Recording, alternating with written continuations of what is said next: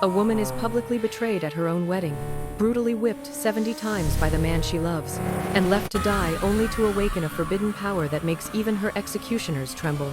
What if the person you trusted most became your executioner?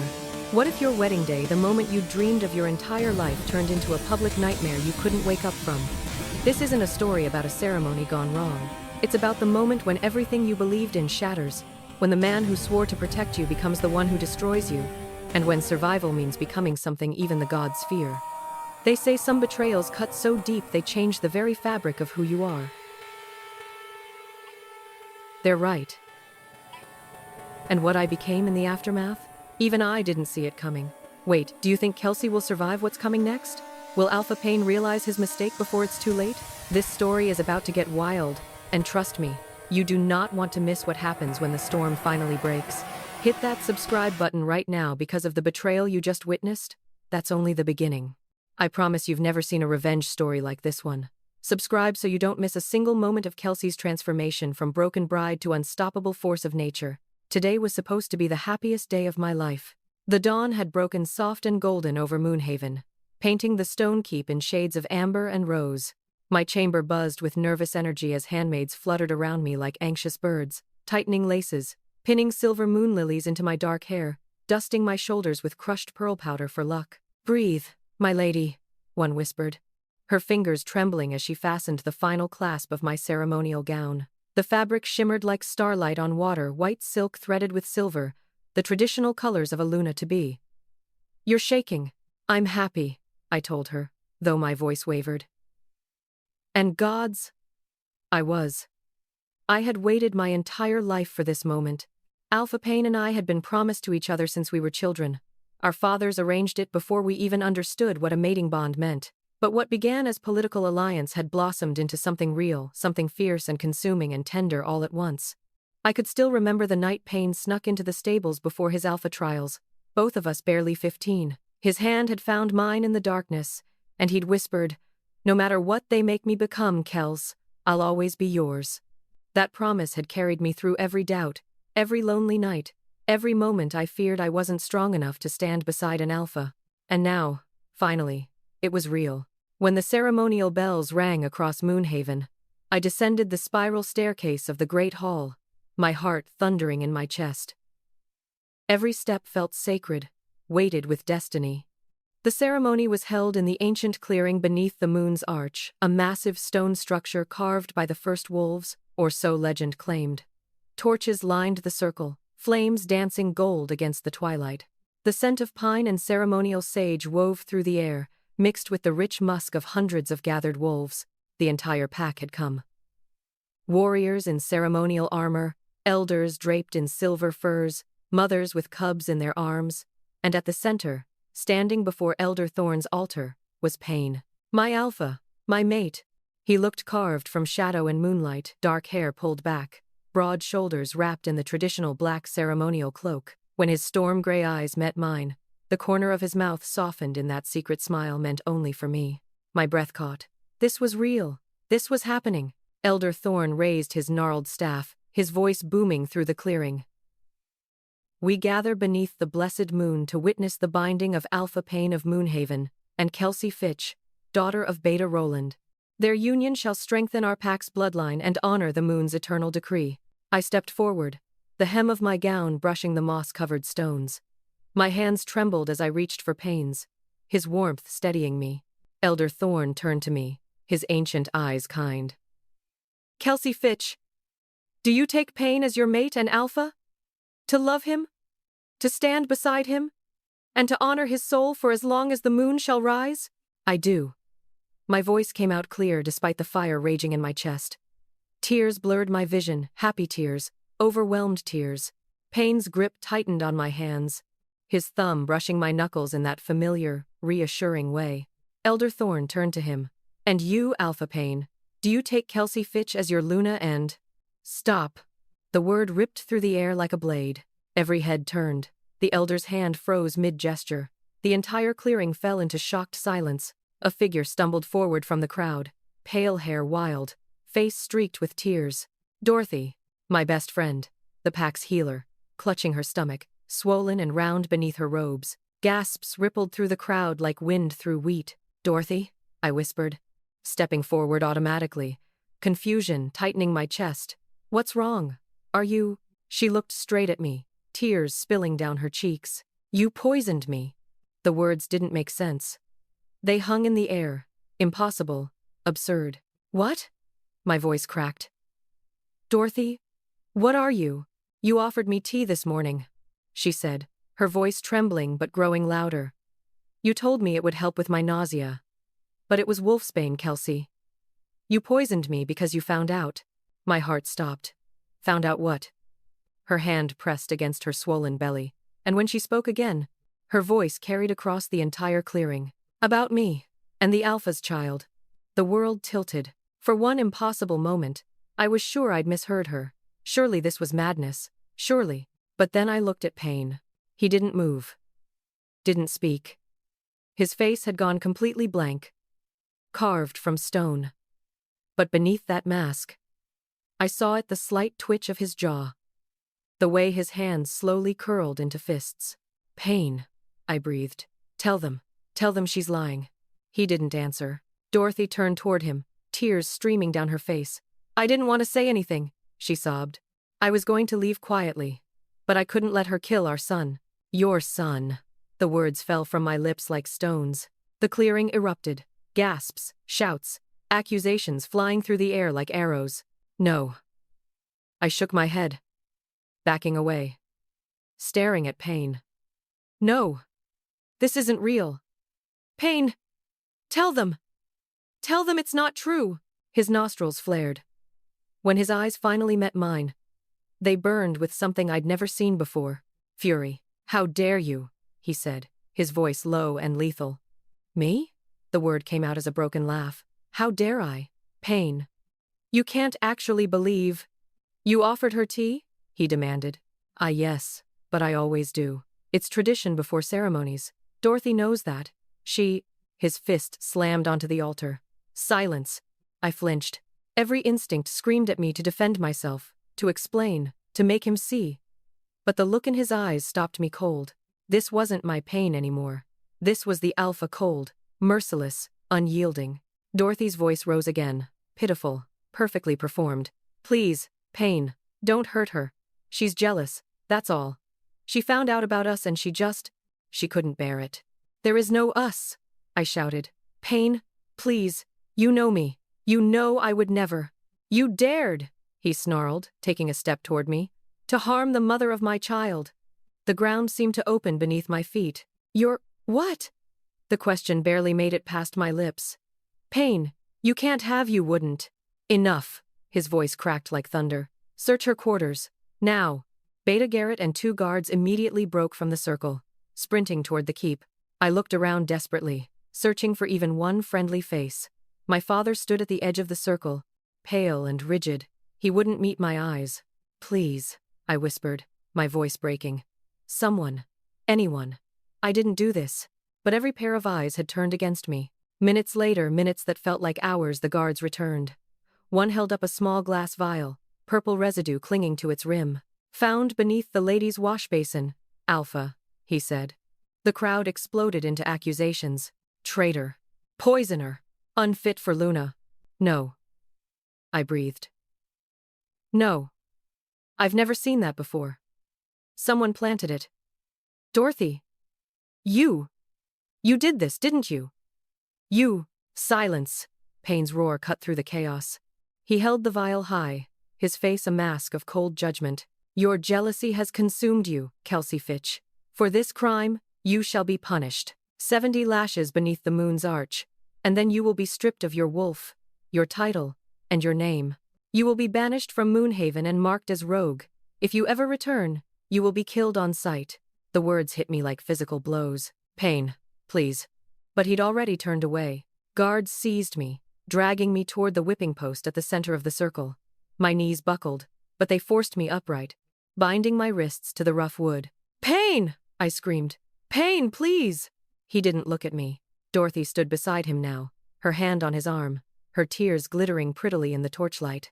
Elder Thorne's voice rang hollow and distant. "The moon bears witness. Let justice be done." The first lash fell, White-hot agony exploded across my back. A scream tore from my throat, raw and animal. "One," the crowd intoned. The second strike came before I could catch my breath. Two. Each lash tore deeper through silk, through skin, through pride, through every last piece of love I'd carried for the man standing before me. 10. Blood ran warm down my spine, soaking into the gown that had promised forever. 20. Through the haze of pain, I saw Pain's face, unmoved, unyielding, a stranger wearing my beloved's skin. 40. My screams had turned to whimpers.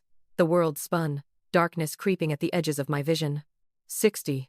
I couldn't feel my legs anymore, couldn't feel anything except fire and betrayal. 69. One more.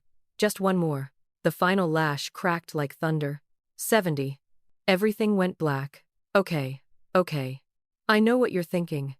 This cannot possibly get worse for Kelsey. Right? Wrong. So wrong. This story is like an onion. Every layer makes you cry harder. If you're not subscribed yet, what are you even doing with your life? Click that button faster than Pain ruined his own happiness, which, spoiler alert, was very fast.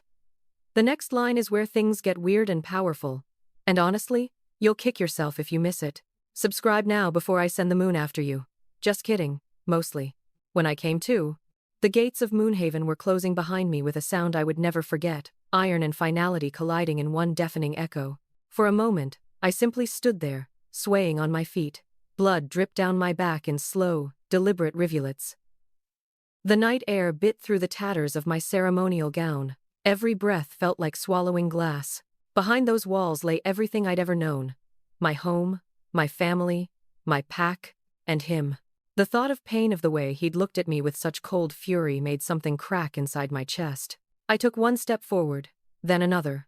Each movement sent Pain screaming across my torn back, but I refused to fall. I'd already done enough of that tonight.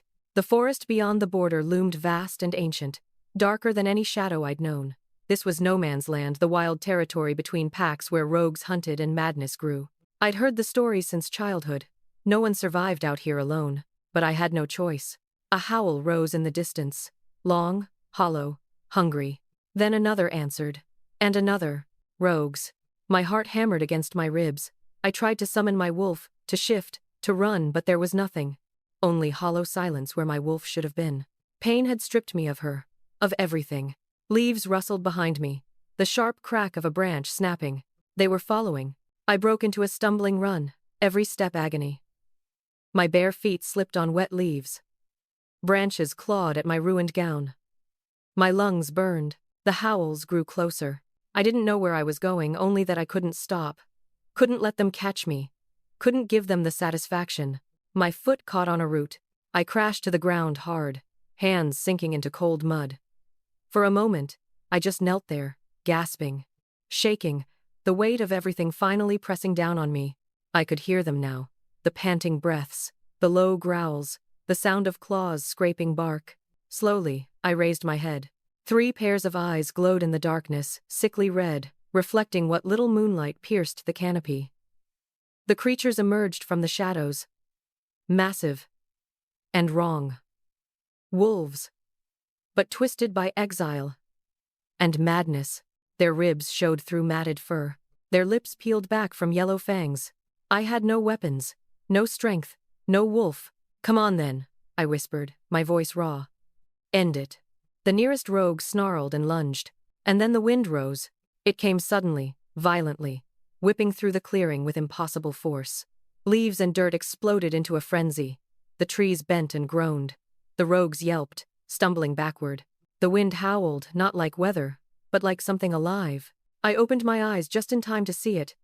Currents of air made visible, silver and sharp, spiraling around me like a shield. The rogues whimpered and retreated, their snarls turning to whines as they slunk back into the shadows. As quickly as it had come, the wind died. Silence fell. I collapsed, trembling. My body was spent, but something deep inside me had awakened something that pulsed beneath my ribs, foreign and powerful. Not gone, a voice whispered on the breeze. Not finished. I pressed a shaking hand to my chest, feeling that strange new rhythm beat alongside my heart. What was that?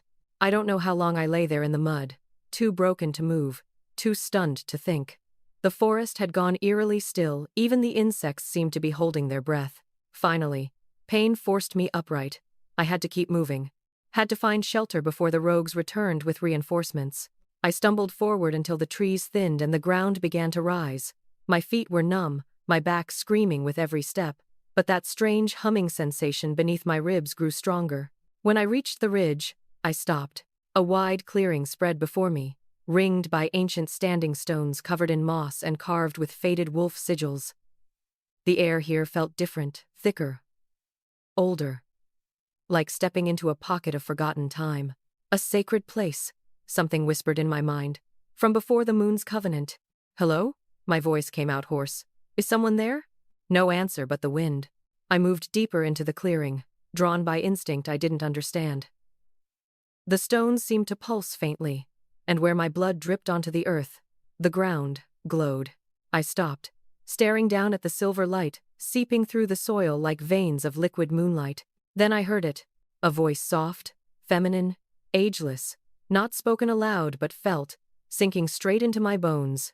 "Kelsey Fitch." I spun around, heart racing. "Who's there? Show yourself." The wind sighed through the clearing, warm and cold all at once. "Child of the broken moon. You call for her, but she turned her face away." "I don't understand," I whispered. "Who are you?" The first breath, the first howl, the wind before the wolf.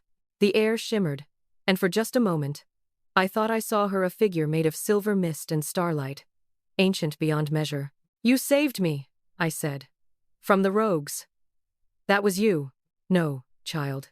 You saved yourself. I only reminded you what sleeps beneath your skin." I shook my head. "That's not possible. They stripped me of my wolf. I can't shift. I can't even feel her anymore. Because you were never hers to begin with." The words hit like a physical blow. "What do you mean?" "The wolves forgot the first truth. Long before the moon marked her chosen, the wind roamed free. It sang through the forests and mountains and birthed the first kind, those who needed no bond to rise." I sank to my knees, overwhelmed. "Are you saying what am I? Born of both moon and wind, flesh and storm." The wolves would call it blasphemy. I call it balance. But my parents, my blood. "Your blood is older than you think." A chill ran through me. "What do you want from me?" "I want nothing. But I offer everything." The wind brushed my cheek. Almost tender. "You were chosen once by an alpha. You will be chosen again. By the storm." "I don't want to be chosen," I whispered. "Not by anyone. Not ever again." "Then don't kneel," the voice said softly. "Stand." The command resonated deep within me. My legs shook, but I forced myself upright. The wind responded, curling around me like recognition. "Remember this. They can strip you of your wolf. They can name you traitor. They can spill your blood.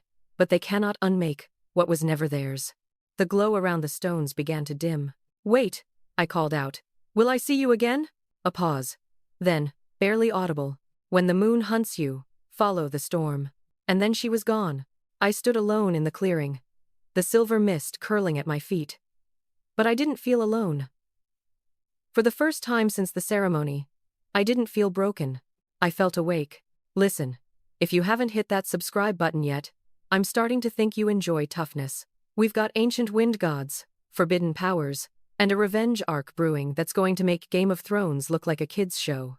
Plus, Kelsey's about to discover exactly what Windborn means, and let me tell you, it involves a lot of people regretting their life choices. Subscribe now or spend the rest of your life wondering, what if? Your choice. Choose wisely. Days blurred together in the wilderness. Maybe weeks, I lost count.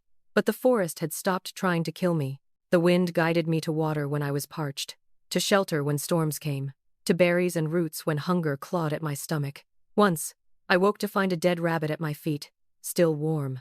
The wind whispered through the trees like a satisfied purr. And slowly, so slowly I barely noticed at first, I began to change. The wounds on my back healed, but not into normal scars. Silver lines traced across my skin like lightning-made flesh, faintly glowing when the wind picked up. The mark over my heart had grown more defined, a spiral of silver and gold that pulsed in rhythm with something vast, something alive. I learned to listen to the wind, to feel its moods, its warnings, its promises, and I learned to command it. It started small, willing a breeze to stir dead embers back to flame. asking the air to carry sound further so I could hear approaching danger. But each day, my connection grew stronger. One evening, I encountered a pack of rogues scavenging in a ravine. 5 of them, massive and feral, eyes glowing red with madness. The old Kelsey would have run. The new Kelsey lifted her hand. The wind erupted. It slammed into them like an invisible wall, scattering bodies like leaves. When one tried to charge me, the air around him compressed, dropping him to the ground, gasping. When the last one fled, whimpering, I stood in the settling dust, my hand still raised, power humming through every nerve. I didn't mean to, I whispered. But the wind only murmured back, content, almost, proud. That night, I sat by my fire and stared at my hands. These were not the hands of Aluna. They were something else, something the moon never intended. Far to the north, thunder rolled slow, deliberate, answering. The storm was coming, and I was learning to ride it. The storm had been raging for 6 days now. 6 damn days. Thunder shook the foundations of Moonhaven Keep until I thought the ancient stones would finally surrender. Lightning struck the same cursed oak outside the western wall 9 times now, and still it stood, burning like a beacon of my sins. I stood on the battlements, cloak snapping violently in the gale, rain lashing my face until I could barely see. The scent of ash and ozone choked the air, but beneath it, something else. Wild, untamed, familiar. It won't stop, Dorothy said behind me, her voice tight with barely concealed fear. I didn't turn. Couldn't bear to look at her. It's just a storm. No storm lasts 6 days, Pain. She moved closer. One hand pressed protectively to her rounded belly, that belly that had cost me everything. You feel it too, don't you? The wind. It feels like rage. I said nothing. Because she was right. The mark on my wrist, the one the moon carved when I took my alpha vows, had been burning for days, throbbing with cold fire, pulsing in a rhythm that felt wrong, like it was trying to warn me of something, or remind me. She's out there, isn't she? Dorothy's whisper cut through the wind. Kelsey. She's still alive. The name sent a jolt through my chest like lightning striking bone. She couldn't have survived, I said, but even I heard the lie in my voice. No one survives exile without their wolf. No one survives the rogues. Then explain the storm. I couldn't, because deep down, in a place I'd refused to acknowledge for 3 months, I knew she was right. This wasn't a natural storm. It didn't smell of rain and earth. It smelled of her, of moonflowers and fury and something ancient I couldn't name, something that made even my wolf cower. Beta Garrett appeared on the battlements, drenched and grim. Alpha. The Northern Patrol hasn't returned. That's the 3rd one this week. Send another. There is no another. His voice was flat. Half our warriors refuse to enter the forest. They say the trees are watching. That the wind whispers her name. My jaw clenched so hard I thought my teeth would crack. Her name. Kelsey, he said quietly. They say the rogues bow to her now. That she walks through the wilderness like, enough. The word cracked like a whip. Garrett fell silent, but his eyes held something I'd never seen before. Doubt. In me. Dorothy's fingers tightened on my arm. If she survived, she said carefully, measuring each word, if she's become something else, then we need to act. Before she comes for us. She won't come back, I said, but the words felt hollow. Then why? Dorothy whispered. Does the wind whisper her name every night? Why does it sound like a promise? I jerked away from her touch, turning back to the storm. And for just one moment, one impossible, heart-stopping moment, I saw her. A figure standing on the ridge beyond the walls, cloaked in silver mist, hair whipping wild, eyes glowing faint and terrible in the darkness. She raised one hand. The lightning answered. It forked across the sky in a pattern that looked almost deliberate, like letters written in fire across the clouds. When it faded, she was gone. But the message remained burned into my vision. I'm coming. My blood ran cold. I found Elder Thorn in the archive chamber, surrounded by scrolls older than the pack itself. His hands trembled as he unrolled another yellowed parchment. Tell me you've found something, I demanded. He didn't look up. I found too much, Alpha, and none of it brings comfort. Speak plainly. The Windborn. His voice was barely a whisper. They were the first. Before the moon chose the wolves, before packs, before alphas, before the Covenant itself. I moved closer. What are you saying? I'm saying that what we call civilization, pack law, hierarchy, the moon's authority, all of it came after. The Windborn were free, wild, bound to the elements themselves. He finally met my eyes, and they were destroyed for it. Destroyed? By whom? By the moon's first chosen. By the alphas who came before us. He gestured to the ancient texts. They saw the Windborn as a threat to order, to control. So they hunted them, burned them, broke them.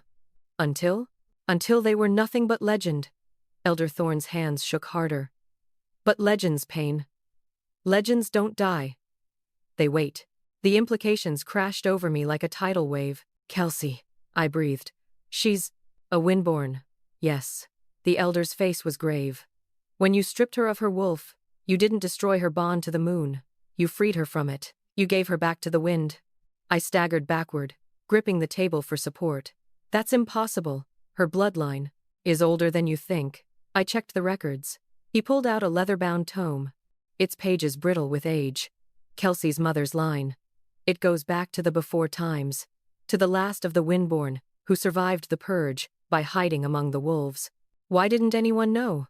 Because they chose to forget. Because remembering meant acknowledging that there are powers beyond the moon's reach. Elder Thorn closed the tome with a heavy thud. You didn't just exile an innocent woman, Pain. You awakened a force that our ancestors spent centuries trying to bury. The storm outside intensified, as if responding to his words. What do I do? The question came out broken. Desperate. Pray, the elder said simply. Pray that when she comes, mercy is still somewhere in her heart. Because if it's not... He looked toward the window, where lightning illuminated the sky. Then Moonhaven and everyone in it will fall. That night, I couldn't sleep. Every time I closed my eyes, I saw her face. Not the broken, bleeding woman I'd condemned beneath the arch, but the figure on the ridge. Silver-eyed, powerful, otherworldly. The mark on my wrist burned hotter with each passing hour. Around midnight, I heard it. A knock at my chamber door. Soft, deliberate. I grabbed my blade and moved to the door, every instinct screaming danger. Who's there? Silence. Then, you know who. The voice was wrong. Layered. Mine and something ancient woven together. Dorothy. I yanked open the door. She stood there, eyes wide with terror, blood trickling from her nose. Her lips moved, but the voice that emerged wasn't hers. 7 days, Pain. 7 days to prepare, then the storm comes home. Dorothy collapsed. I caught her before she hit the floor, shouting for the healers. But even as they rushed in, even as they carried her away, I could still hear that voice echoing in my skull. Kelsey's voice. She'd found a way through, a way to reach me, even within these walls. The wind outside howled, and for the first time since becoming Alpha, I felt something I'd never experienced before. True, bone-deep fear. The wind carried me back to Moonhaven on the 7th day. I stood on the same ridge where Pain had seen me that night, but I was no longer the woman who'd been thrown away to die. The tattered ceremonial gown was long gone, replaced by leather armor I'd scavenged from fallen rogues. My hair, once carefully braided for my wedding, now hung wild and wind-tangled, threaded with silver that hadn't been there before. And my eyes, I'd seen them reflected in still water, glowed faint silver in the dark. The mark over my heart pulsed steadily, responding to the storm clouds I'd called. Below me, Moonhaven looked smaller than I remembered. The walls that once seemed impenetrable now looked fragile. Temporary. Are you ready? The wind whispered. My constant companion. My only friend. I closed my eyes, feeling the power coil through me like a living thing. It had taken weeks to learn control. To understand that the wind wasn't just responding to me, I was the wind. Every gust, every breeze, every howling gale was an extension of my will. No, I admitted softly, but I'm done hiding. The storm surged in response, clouds darkening, thunder rolling across the valley like a war drum. It was time. I didn't walk into Moonhaven. I was carried by the storm. The wind swept me through the forest, past startled sentries who scrambled for weapons they'd never reach in time. I moved over walls that should have kept me out, descending into the ceremonial clearing, the same place where my life had ended. The moon's arch still stood, but it was cracked now, lightning scarred from weeks of my storms. Fitting. Pain! My voice carried on the wind, amplified, impossible to ignore. Come face what you've done! Within minutes, they came. Warriors poured from the keep, weapons drawn, faces pale with fear. Beta Garrett, at the front, his sword trembling in his grip. Captain Voss, flanked by guards. Elder Thorn, leaning heavily on his staff, his ancient eyes wide with something that looked like awe. And finally, him. Alpha Payne stepped into the clearing, and for a moment, just a heartbeat, I saw the boy I'd loved. The one who'd promised he'd always be mine. The one who'd held my hand in the stables and sworn no title would change us. Then I remembered the whip, the blood, the betrayal, and that boy died all over again. Kelsey. My name left his lips like a prayer and a curse tangled together. That's not my name anymore, I said softly. The wind swirled around me, lifting my hair, pressing against my skin like armor. You stripped me of it, remember? Along with everything else. He took a step forward, hand outstretched. I thought you were dead. You wanted me dead. No. His voice cracked, and I heard genuine anguish there. No. Kelsey. I was wrong. I know that now. The evidence. It was planted, I finished coldly. Yes. I know. His eyes widened with desperate hope. Then you understand. Dorothy, Dorothy is a liar, I said flatly. But you already knew that, didn't you? Deep down. You knew. And you chose her lie over my truth. The wind began to rise, circling us in a widening spiral. Warriors backed away, fear plain on their faces. Some dropped their weapons. Others fell to their knees. I chose the pack, Payne said, desperation bleeding into his voice. If I'd shown weakness, if I'd doubted the evidence in front of everyone. You chose yourself, I cut him off. Your authority. Your pride. Your precious reputation. You chose everything except me. Thunder cracked overhead, so loud several wolves covered their ears.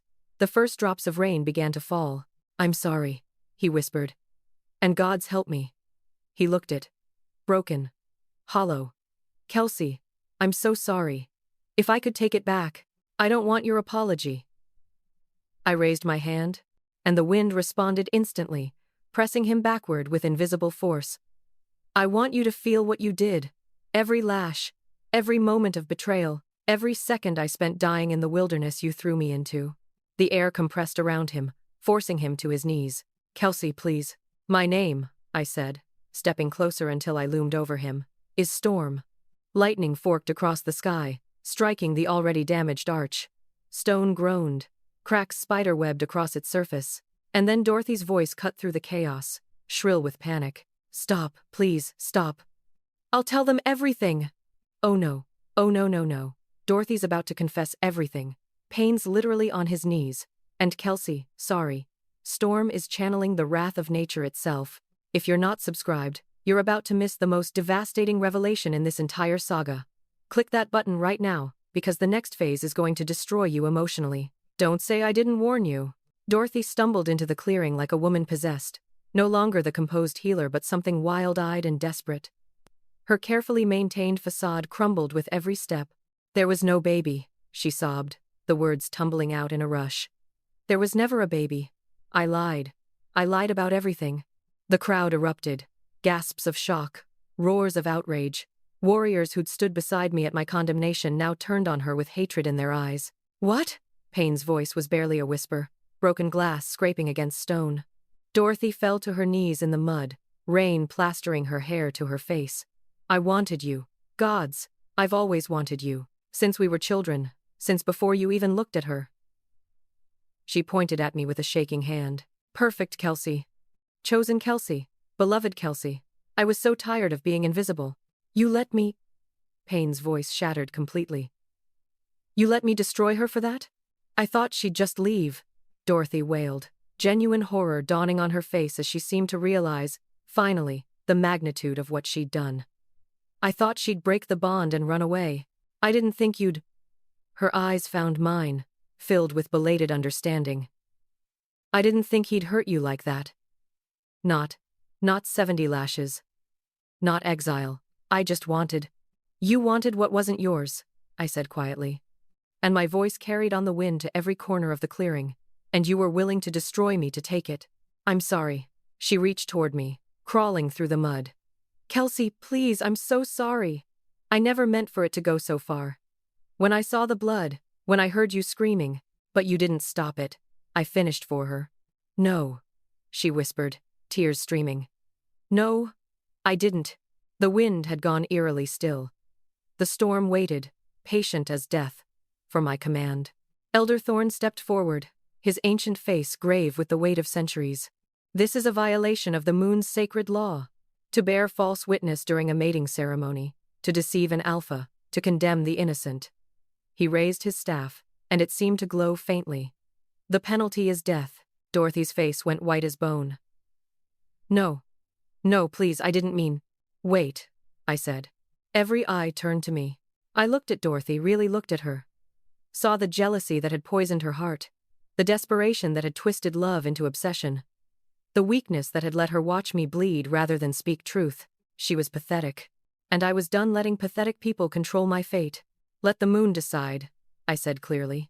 As if in answer, the clouds parted. Silver light spilled down through the break, focusing on Dorothy like a spotlight from the heavens themselves. She screamed. A mark appeared on her throat, a crescent moon, burning black against her pale skin. The symbol of the moon's judgment, reserved for only the most heinous betrayals. The moon has marked her, Elder Thorn intoned, his voice heavy with finality. She is forsaken. Dorothy collapsed, gasping, clawing at her throat. Within seconds, her breathing slowed, stuttered, stopped. The moon had judged her, and found her wanting. Silence fell over the clearing like a burial shroud. I turned to Payne. He knelt in the mud, staring at Dorothy's body, his face a mask of devastated realization. This was the woman he'd chosen over me. The lie he'd built his justice upon. You were innocent, he whispered, voice hollow. All along. And you destroyed me, I finished. The words held no heat, no fury. Just truth. And you can never undo it. I know. Tears tracked down his face, mixing with rain. Kelsey, I know. If I could go back. If I could change. You can't. I crouched before him, meeting his eyes one last time. And even if you could, I wouldn't take you back. Because I'm not that woman anymore. She died the night you raised the whip. Then what do I do? His voice was shattered, raw with anguish. How do I live with this? I stood, looking down at the alpha who'd once held my heart. You live with it. Every day. Every breath. You remember what you did. And you become the alpha. You should have been. I turned to Elder Thorn and the assembled pack. I claim no vengeance, no blood debt. Let him keep his title, his pack. But know this. I raised my voice so every wolf in Moonhaven could hear. This pack is no longer under the moon's protection alone. The wind watches now, and if you ever raise a hand in false judgment again, the storm will answer. Thunder rumbled in agreement, a promise sealed by forces older than their laws. Pain reached for me one last time, fingers grasping at empty air. Please, don't leave like this. Let me make it right.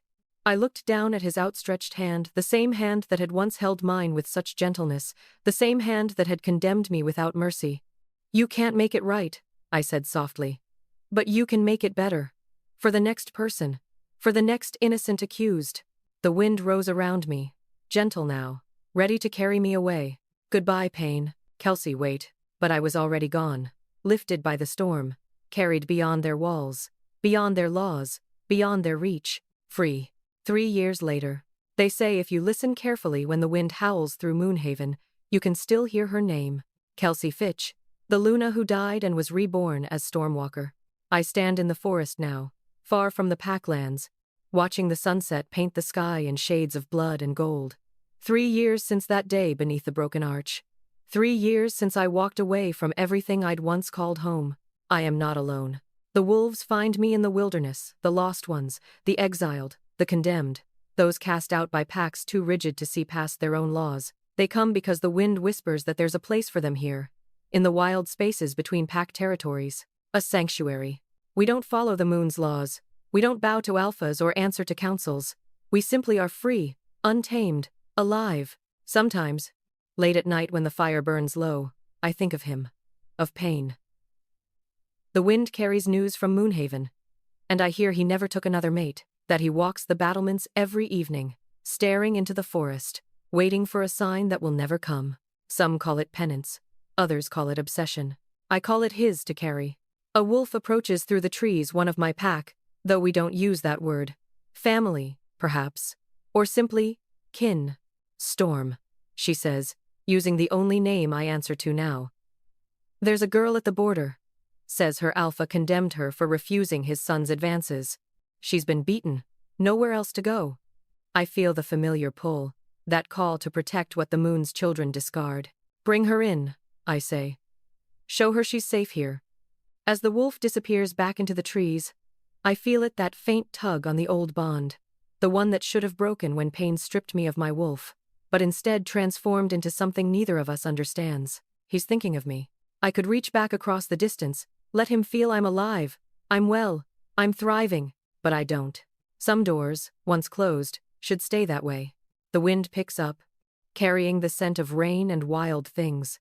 It curls around me like an old friend, and I hear her voice, the ancient presence that saved me in the forest all those years ago. You have become what they feared most, she whispers. Not a victim, not a villain, but free. I smile. Free. It's a word pain never understood, a word the moon's chosen fear, more than death itself. Because freedom cannot be controlled, cannot be bound, cannot be broken. The alpha's burden. Elder Thorn found me on the battlements again, as he does most nights. Still watching for her? He asks gently. She's out there, I say. I can feel her sometimes, through the old bond. It's changed, but it's still there. Perhaps that's the moon's final mercy, he muses, letting you know she survived, that she's more than survived. I grip the stone wall, knuckles white. I destroyed the best thing in my life, for a lie. How do I come back from that? You don't, he says simply. You carry it, you learn from it. You make sure no alpha after you makes the same mistake. He's right, of course. That's why I rewrote the pack laws. Now, accusations require proof, multiple witnesses, investigation before judgment. No one will ever again be condemned on word alone. It won't bring her back, but maybe it'll save the next innocent who stands where she stood. Do you think she'll ever forgive me? I ask. Elder Thorn is quiet for a long moment, then, does it matter? She's free, Pain. She's happy. Perhaps that's forgiveness enough. He leaves me alone with my thoughts and the wind, and as the moon rises over Moonhaven, I whisper the same words I've spoken every night for 3 years. I'm sorry, Kelsey, for everything. The wind carries my words away, but it never brings an answer. Do you think Pain deserves a second chance, or is he beyond redemption? Drop your answers in the comments, and if you made it this far, smash that subscribe button because this is the kind of storytelling that'll haunt your dreams. See you in the next story, Storm Chasers.